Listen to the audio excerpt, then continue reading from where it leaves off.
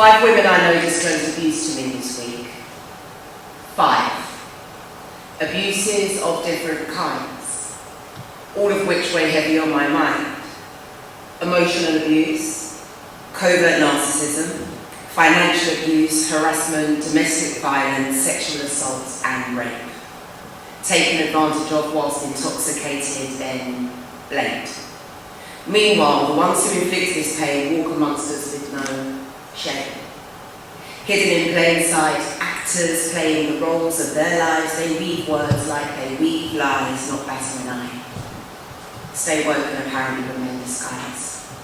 Hidden in plain sight, playing the roles of their lives, I keep seeing demons on my timeline parading as divine masculines, community champions, apparently balancing, but every time I see the face of a perp, I am unnerved, thrown off balance. Faced with the challenge of a trigger, imagine scrolling to see the smiling face of the so-called man who tried to kill your sister. These lines I wrote during, look at me, not even. So these lines I wrote during lockdown, January 2021. And 5 women in the space of a week disclosed the most horrific stories to me, and they were all poets. And 4 out of 5 of these women, the perpetrators were poets as well, and their disclosures just ignited absolute rage in me, and I just wrote this stream of rage in the form of a poem and released it. You can find it in full online on YouTube and all of those places. But my name is AC Yankey. I go by the name of Miss Yankey, mainly because people just don't pronounce my name right all the time, so I just find it easier to say Miss Yankey. I'm a spoken word artist first and foremost. One of the directors at Mind Over Matter Arts. I founded and the director of Poetry Prescribed, and Safe Spoken, I guess, is my most recent endeavour and something that I founded, and it was born from really just the urgent need that I felt to address abuse that is happening within the spoken word community. What I once thought were sort of naively thought were isolated incidents really just started to just become this web around me. And these women's stories, these 5 women, they weren't the first stories of abuse that I'd heard, but I think perhaps they were the most triggering and just kind of insisted that I did more than I was already doing to help. So my involvement with the violence against women and girls, the Vogue space, is primarily centred around my work with Poetry Prescribed. So I design workshops and courses for all kinds of spaces, but one of the streams of work that I do is I make creative environments for victims and survivors to tell their stories, to process their traumas. And I just try to foster an environment where individuals can reclaim their power, reclaim their voices, and often navigate their journeys towards recovery. I'm also a resident poet for Million Women Rise. They do a huge march through London and a rally in Trafalgar Square every year. And just through one poem I shared at an open mic night, they asked me if I would come and open their rally. And now every year in poetry form, I open that rally in Trafalgar Square. And I've worked for lots of women's organisations and charities. I've done stuff for the Women's Equality Party, for Southall Black Sisters, for We Are UK, Reclaim the Night. I care deeply and genuinely about this issue. And in addition to this work, I've always held space, not initially voluntarily, but I think through speaking on this topic in my poetry, a lot of people gravitated towards me to share and make personal disclosures, many of whom were poets, and time again they share their experiences of abuse, and I'd make it my priority to listen, to support and really signpost them to places that could help, whether that be counselling, whether that be assisting them and being support as they go through police or legal services.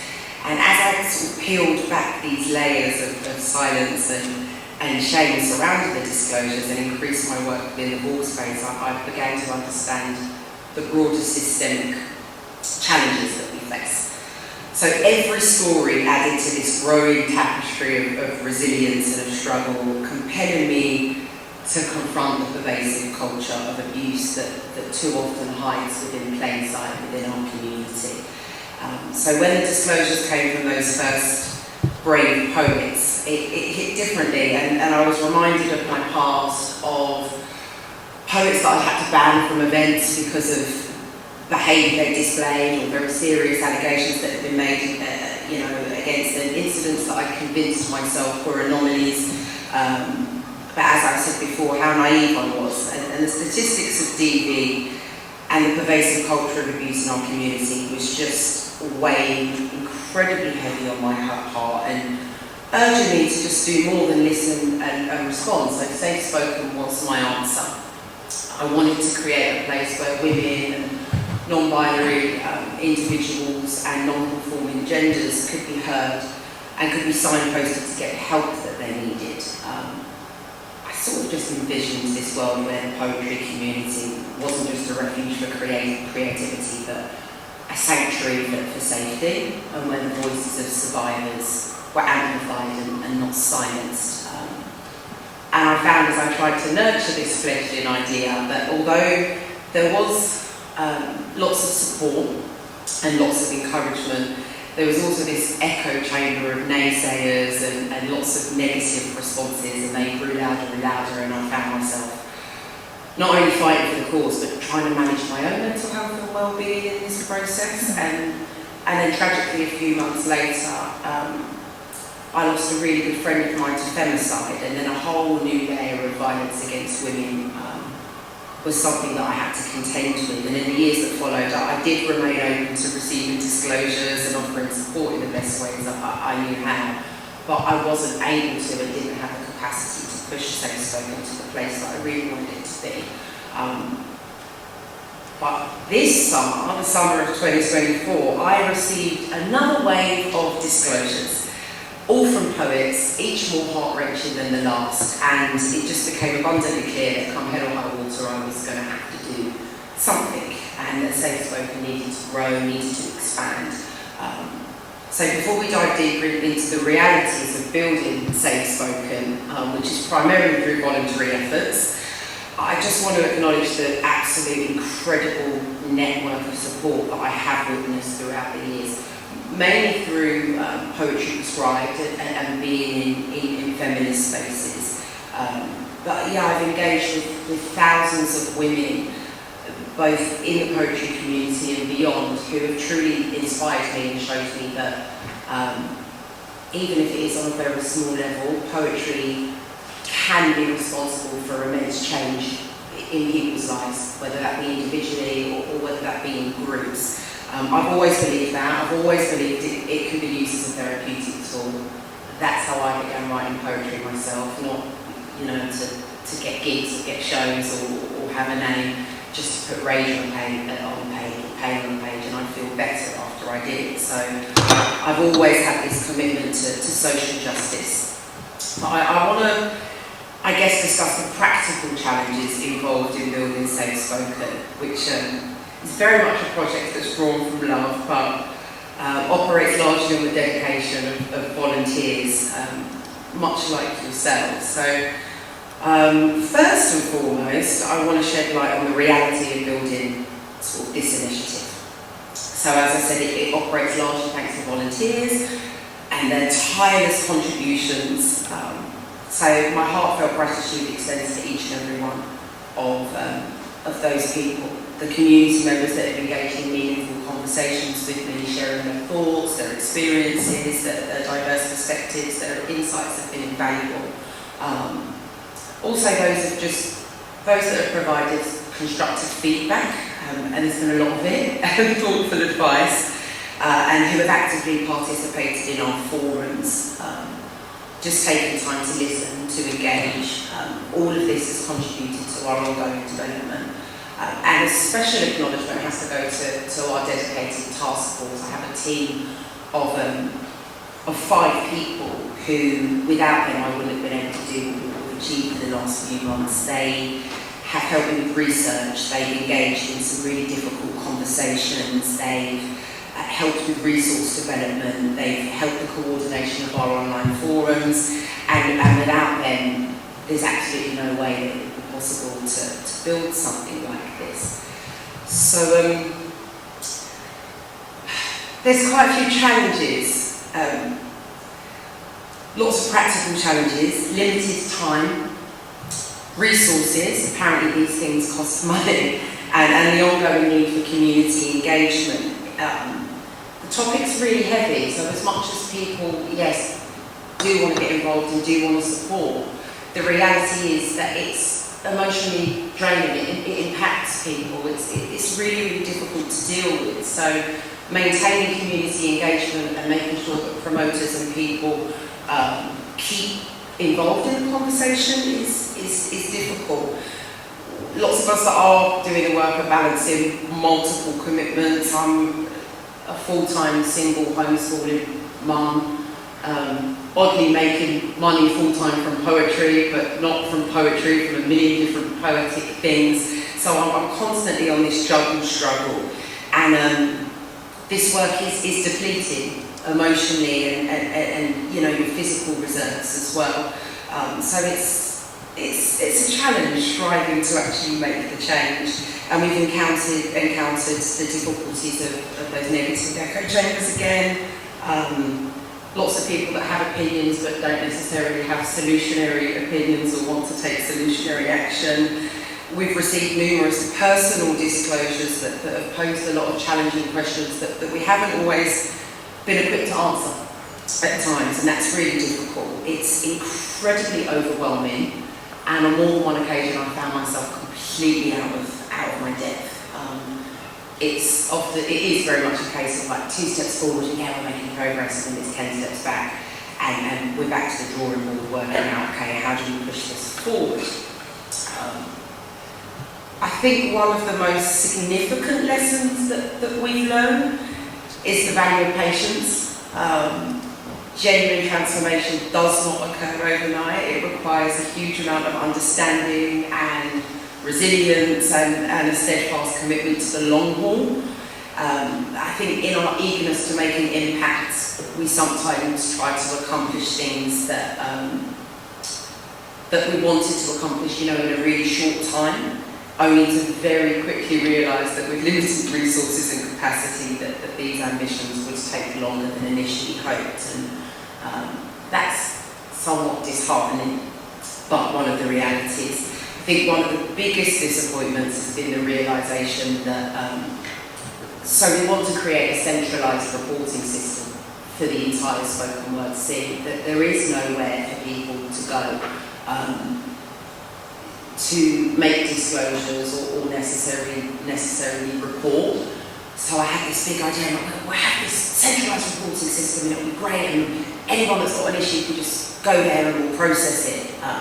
But navigating the complex web of compliance requirements and the funding that we need for that has been a challenge. So I think that's probably been my biggest disappointment. So the future of Safe Spoken, so I kind of want to share where we're at in our development journey, because there are a lot of exciting things happening, and it is slow progress, but it's progress. So we are in the process of establishing our centralised reporting structure. We are processing support services and educational resources, workshops, training for promoters and people that we're going to be able to offer for free, which is fantastic, courtesy of an amazing volunteer we've got who works in the board space and in the educational space. So we're moving closer to meeting more of the needs of the community and finding ways to do that even without the funding at this stage. Historically, we can signpost the victims and survivors, but we really do recognise the urgency to be able to offer some more than that. Our research has shown us that most events lack proper safeguarding practices, if any at all. I made time to go on a lot of websites and social media pages of promoters and nights to find that roughly around 75% hadn't even addressed any kind of safeguarding, which is concerning.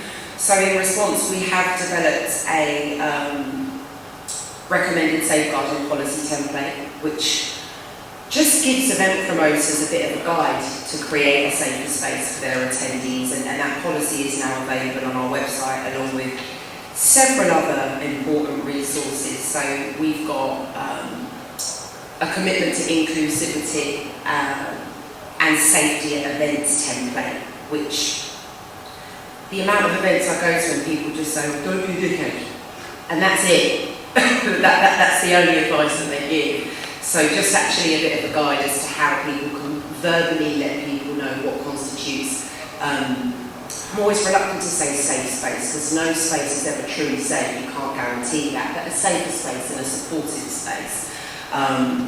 We've got a reporting structure for poetry promoters and some guidelines as to how to implement a reporting structure, and this is a very simple and user-friendly reporting structure. Having a reporting structure is one thing, but of course most people that are running events barely have the capacity and the time to actually just run the events in themselves. Then you start to add in things like disclosures and allegations and how they manage that, and it's really, really difficult. So I think having some kind of structure and process that everyone can have and apply, where they're not having to think, oh, what do I do if this happens? And there's some steps there, is really, really important. So we've got a reporting structure on there for people. We've got a privacy policy for reporting, because of course if you're going to do these things, there's a whole load of compliance stuff that has to go around it, and that's off-putting for a lot of people, because they think, if we want to do that, I've got no idea how to write a privacy policy or what needs to be included in that. So we have an example of that now as well, a template for the actual reporting and the processing of the concerns, and more importantly, guidance on navigating responses and determining actions. That's been one of the biggest things. I've had so many promoters say to me, I've had this allegation, or I've had this report made and I'm not really sure what to do, or there's not really any hard evidence, but I've got statements from these people. So we've actually put together just some framework for things that you can do and ways that you can navigate the responses to people, to both the accused and the accuser, and how to determine actions and some options for doing that as well. So for me, they're not just documents, these resources, they are practical tools that are designed to empower community members whilst we work behind the scenes and try to get some money together to build this centralised reporting system. So it's a collaborative effort. So everyone has a responsibility to support good safeguarding in our community. And I really, really believe that there's a vital role that we all play in fostering a culture of safety and support. So while we don't have a community-wide reporting system at the moment, we at Safe Spoken do have a process for handling concerns that are directly related to Safe Spoken, which is detailed on our website. But we're encouraging all poetry promoters to implement a direct reporting option, and to ensure that their safeguarding policies are up to date. So while we're developing these resources, what we can do, and what we do have the capacity to do, is offer regular updates. What we're hoping is the work that we're doing is reflecting the needs and the feedback that we're getting from the community. So we're actively engaging in conversations with the community, speaking to promoters, speaking to poets, speaking to people that are working within the scene, and finding out what they need, how they feel, what their experiences are, and trying to reflect that within our work. We've had 2 really successful forums where community voices sort of came together to talk about inclusivity and what that looks like, accessibility and what that looks like, and just to give their own views on safeguarding, and all of that information that we gathered has gone into the resources that we've developed. So I just want to clarify at this stage that Safe Spoken cannot process community-wide allegations in an official capacity, but we are well equipped to listen and to direct individuals to appropriate resources, to support services, and our focus remains on safeguarding and guiding poetry promoters in their responsibilities to ensure the well-being of all of the participants. So in this regard, I think one of the biggest things has been this reporting thing, and any conversation I have with anyone, nearly always the questions are related to the complexities of developing a centralised reporting system. So I've had many long conversations with legal representatives and lawyers. I've now, fingers crossed, found a firm who are very much willing to support us on a pro bono basis. And they're going to help us to develop this structure, but also make sure that we tick all of the legal and compliance boxes that we need to tick in order to have it.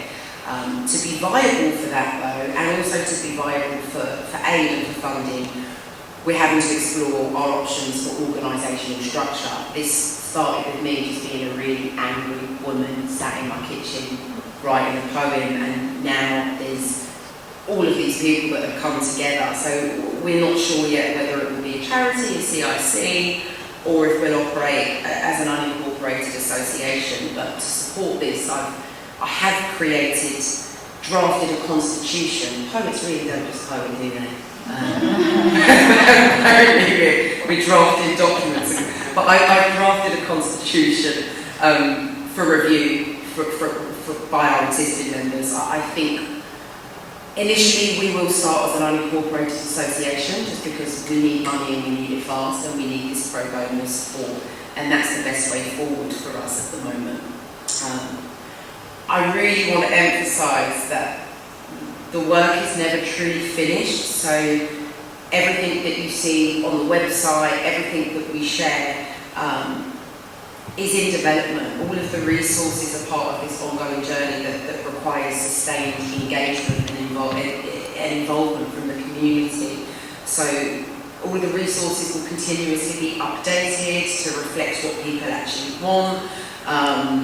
As much as the echo chamber drives me crazy, it is useful. So yes, sustained engagement is what we need. So my call to action, I just want you to have these conversations with yourselves and each other, and ask yourself, what more can we collectively do to support those in our community who feel unsafe? I think if you're somebody that's had the luxury of never having to feel unsafe in a space, it can be a conversation that you don't necessarily even think about having. But trust me, this is not just one or two people that are walking into poetry spaces feeling unsafe. We're talking hundreds and hundreds, probably thousands of poets who won't even necessarily articulate that feeling of not being welcome, or not feeling safe, or not feeling like they belong in a space. So it's really important, especially if you have the luxury of not having those feelings, of having those conversations with yourselves and others. It's crucial, really, that we have community involvement.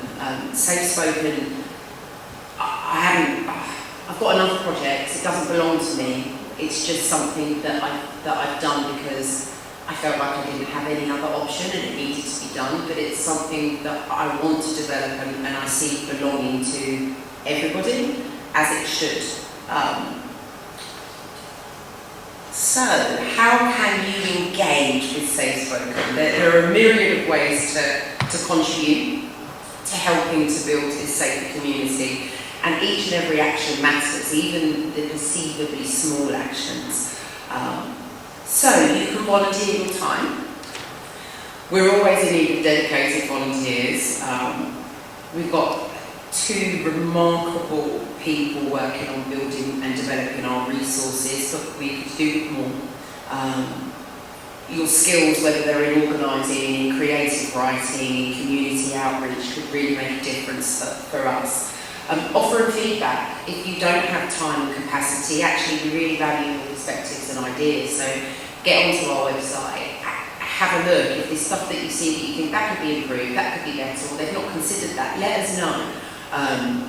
because that helps us to shape our policies and to shape our resources and to just have a more, effective and inclusive approach. So yeah, sharing your ideas. Innovation really does come from collaboration, and collaboration can only happen if we're actually communicating with each other and having conversations. So we do want to hear from you. And once again, I just want to invite you to reflect on what shared responsibility really means in terms of creating safer spaces, because it isn't just the responsibility of a few people. It really is something that we can all play a part in. So, how can we collectively make the spoken word community a space where everyone feels seen, heard and safe?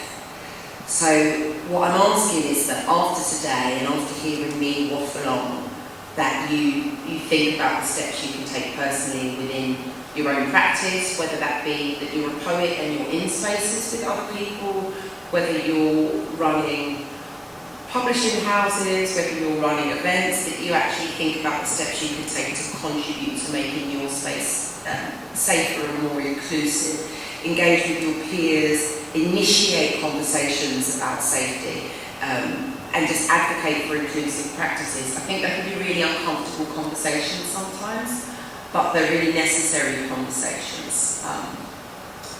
So if you want more information about our community forums, and we also have a forum on our website, there's a page that says get involved, and there's a link to our forum on there. There's a QR code that will appear at the end of the presentation for your convenience, so you'll be able to access our website. I am rushing off at around 4:10 to go and get my twins, but please do come and say a quick hello so I can put a face to the name. And if you want to talk more, then reach out to me, email me, DM me, ask me for my number, get on the phone to me. So, in closing, I just want to say that I really believe in the transformative power of poetry. As cliche and nerdy as it is, it's absolutely changed my life. Sort of 7-8 years ago when I started, I'd be like, I had a piece of paper in my hand shaking like a leaf and chain smoking outside and ignoring people.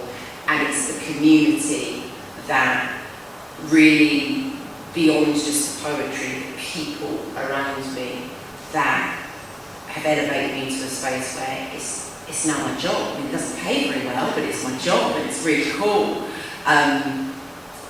So I need other people that really understand and believe in the power of community and that have benefited from this community to perhaps think about how they can assist other people to feel like that, how they can welcome more people into the community, and to just think about the needs and the aspirations of our community as a whole. I will open to any questions if anyone's got any, but if not, then thank you for your time and attention.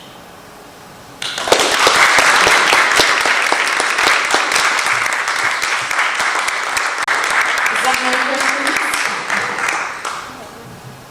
Are you based somewhere, or people volunteer from anywhere? As in me, myself as a poet, or safe spoken? No, more for volunteering. So, no, most of the volunteers are in and around London, but we do most of our stuff online because, as I mentioned, everyone's got, the things in a million pies. So, no, the idea is that Safe Spoken will essentially be a nationwide initiative where anyone that's working or has a poetry community, even if it's, in fact, even more if it's a small local poetry community, can access this. So, no, you do not have to be in London to get involved and to support. Anyone else? Yeah, so this was brought about by something you mentioned earlier about having kind of heavy stuff that we're talking about here. And, like a lot of people, I've had one or two heavy experiences, and I'm comfortable now kind of talking about them or writing about them or performing about them. Yeah.